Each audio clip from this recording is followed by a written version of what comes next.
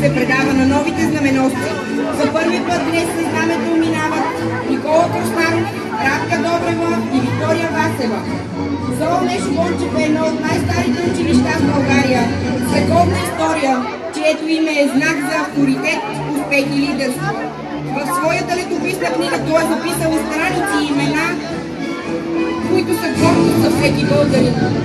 Панагюрската гимназия е една от най-ярките емблеми на духовния живот в града ни.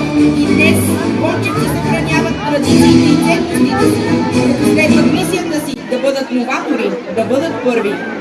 С отговорност към историческата памет и настоящето, те пишат уверено своята нова страница, пролог към бъдещето, водени от съзнанието за приемственост и чувство за принадлежност към голямото семейство на вече поколения бончевци, които ги свързва любовта към своето родно училище и гордостта, че са част от него. Училището като храм на знанието и на духовността е отличителен белег на българското и на достоинствата ни като народ.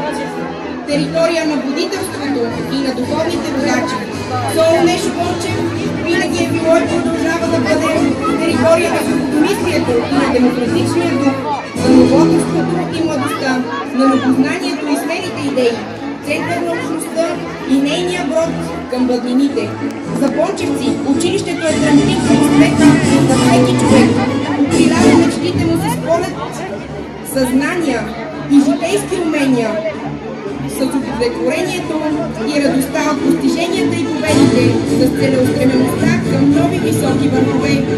Това учителите и учениците от ЗОО Нешо Бончев дефилират днес деня на славянската писменост и на българската култура, деня на първоучителите и първосветците ни Кирил и Методий, със самочувствието, че училището е калка, на чието знаме пише напред, науката е слънце.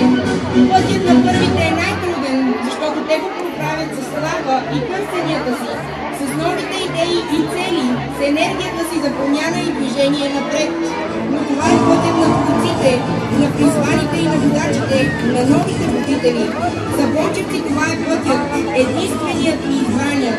ЗОО Нешо Бончев следва своя път и завета, който е свят. Училището да бъде храм и водач. Това за бончевци е въпрос на чест, както и името на патрона им.